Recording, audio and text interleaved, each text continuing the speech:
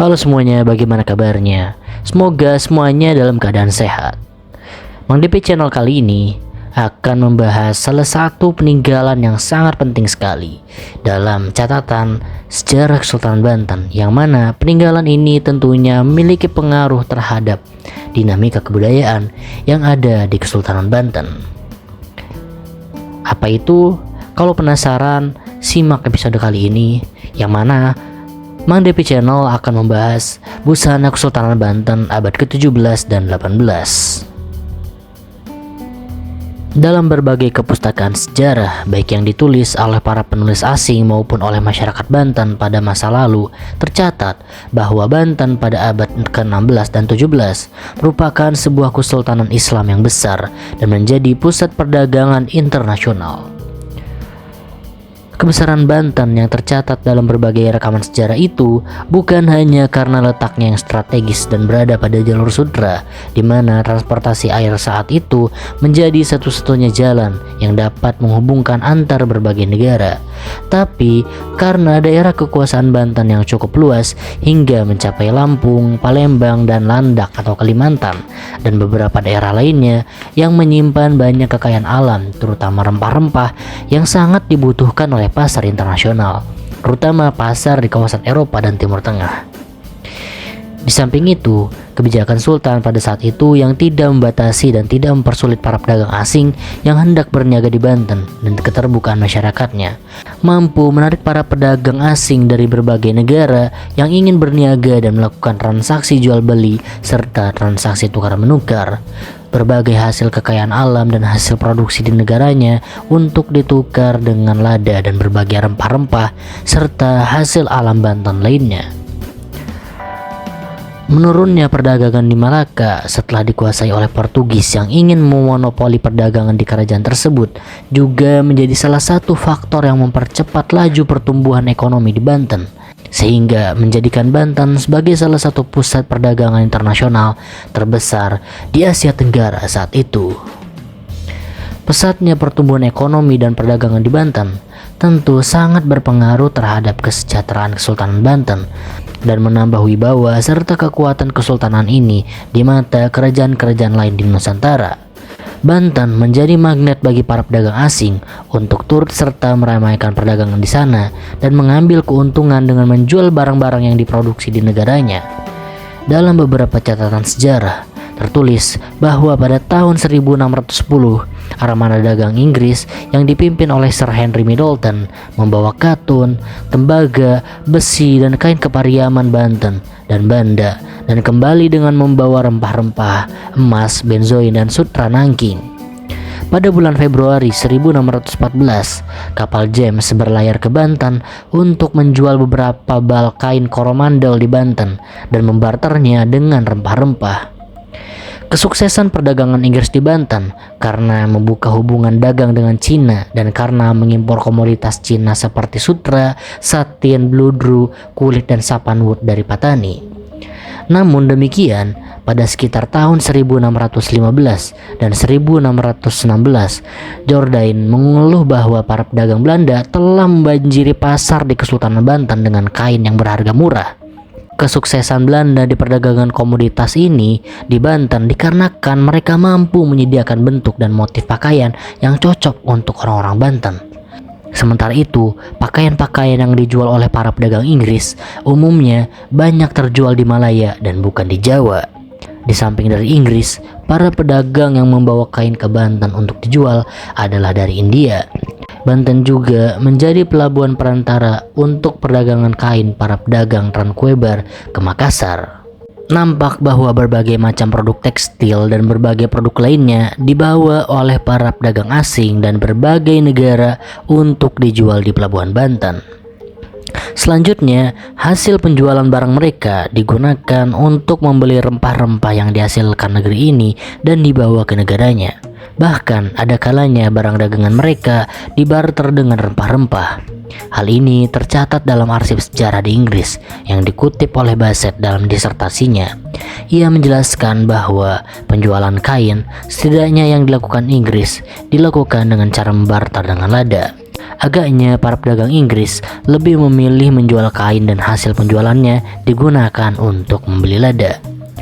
Ternyata ramainya aktivitas perdagangan di Pelabuhan Banten memicu pula para pedagang yang berasal dari beberapa wilayah Nusantara lainnya. Dalam laporan Van Bruegel tercatat bahwa kain mahal seperti songket yang dibuat di Palembang digunakan oleh anggota kaum wanita Istana Sorosoan, sementara batik lebih banyak digunakan oleh kalangan masyarakat biasa. Keluarga Sultan menggunakannya hanya pada saat santai. Kecenderungan Sultan dan pejabat Istana Sorosoan dengan kain tekstil impor yang mahal, serta batik dan kain lainnya dari Jawa dan Palembang, ini mengindikasikan bahwa Kesultanan Banten adalah salah satu kesultanan yang penting dengan adanya pelabuhan di Asia Tenggara. Sehingga bukan hal yang sulit untuk mengimpor tekstil mahal ke Istana Sorosoan. Mungkin itu sebabnya Sultan tidak mendorong seni kerajinan batik seperti terjadi di daerah pedalaman. Dari penjelasan sebelumnya tadi, tidak mengherankan jika kemudian sebagaimana tercatat dalam beberapa arsip dan manuskrip atau naskah kuno, pakaian yang digunakan oleh Sultan dan keluarganya serta oleh pejabat kesultanan merupakan kombinasi atau bisa dikatakan asimilasi dari beragam budaya. Berbeda dengan kerajaan-kerajaan dan kesultanan di Jawa yang lebih banyak unsur tradisional seperti batik dalam pola pakaian yang mereka gunakan, pakaian yang disandang oleh Sultan Banten beserta keluarga dan pejabat istana terbuat dari kain-kain impor yang mahal. Sebagai contoh, terompah atau sepatu yang dipakai oleh Sultan baik pada acara penobatan maupun dalam upacara-upacara acara resmi dan formal kesultanan merupakan barang impor dari Turki. Dalam hal ini, Stavorinus, seorang anggota delegasi dagang Belanda, sebagaimana dikutip oleh Buntarm, menjelaskan bahwa pakaian Sultan terdiri dari jubah muslim yang panjang, terbuat dari bahan tertentu yang dibuat di surat, bertatakan emas dan disebut sosjes. Jubah ini menggantung hampir sampai kakinya. Kain di bagian lengannya berukuran panjang dan lebar, terutama yang berada di bagian atas hasta, kemudian mengecil ketika sampai di pergelangan tangan, dan kemudian diikat dengan deretan kancing dari emas. Di bagian dalam jubah, ia menggunakan baju kemeja berwarna putih dan sepasang drawers yang menutupi sampai bagian mata kaki, dengan bahan yang juga bertatakan emas. Kakinya menggunakan sepatu Turki yang bagian depannya mancung ke atas, dan ia mengenakan kaos kaki putih. Kepalanya ditutupi peci bulat yang tengahnya lancip berwarna ungu yang dilapisi dengan perak. Sementara pada saat penobatan, Sultan menggunakan sarung yang mewah, sebuah keris dan sepasang sepatu yang diselimuti oleh hiasan berlian. Bagian atas tubuhnya telanjang dan diolesi dengan parfum dan pewarna tubuh agar cerah. Pakaian yang dikenakan ketika melaksanakan sholat Jumat berada dengan yang dikenakan ketika menghadiri acara resmi kenegaraan. Sultan mengenakan pakaian seperti imam dengan jubah putih yang diikatkan ke pinggangnya, menggunakan ikat pinggang sebagai penutup kepala. Ia menggunakan sorban putih besar dan memakai kuluk. Berdasarkan penjelasan pakaian Sultan tersebut, dapat dikatakan bahwa pakaian tersebut tentu saja pakaian resmi yang dikenakan oleh Sultan ketika upacara kenegaraan dan ketika menerima delegasi asing. Jadi, bukan pakaian sehari-hari. Pengaruh Turki, Timur Tengah, Persia, dan subkontinen India nampak jelas dalam cara berpakaian yang dikenakan oleh Sultan. Menurut Conway, istana-istana di kesultanan lain di Asia Tenggara juga mendapatkan pengaruh yang sama dari bangsa-bangsa tersebut. Pakaian sudah menjadi elemen yang sangat penting bagi para sultan dan masyarakat Banten, khususnya pada abad 17 dan 18. Pada masa kesultanan, pakaian merupakan suatu simbol identitas dan prestasi seseorang serta bisa menunjukkan strata sosial seseorang di mata masyarakat. Semakin mahal kain yang digunakan, semakin apik pola dan model yang dirancang, semakin nampak dari kelas sosial seseorang. Hal ini juga terjadi di Kesultanan Banten pada masa lalu. Sultan dan keluarga serta para pejabat istana selalu menggunakan pakaian dari bahan-bahan tekstil yang berkualitas dari India, Cina, dan lain sebagainya. Berbagai aksesoris pakaian pun digunakan oleh para keluarga sultan dan para pejabat kesultanan guna menambah aura, wibawa, dan daya tarik mereka di hadapan rakyat dan para tamu dari berbagai negara. Kesan mewah, elegan, dan apik yang ditonjolkan melalui pakaian dan aksesoris yang mereka gunakan juga bisa menunjukkan kemakmuran dan sejahtera Banten pada saat itu. Pakaian menggunakan kemeja berwarna putih dengan bahan bersulamkan emas dan memiliki kancing terbuat dari emas di bagian depan. Di bagian luar kemeja dilapisi dengan rompi berkerah hanghai yang terbuat dari kain linen atau kain beludru.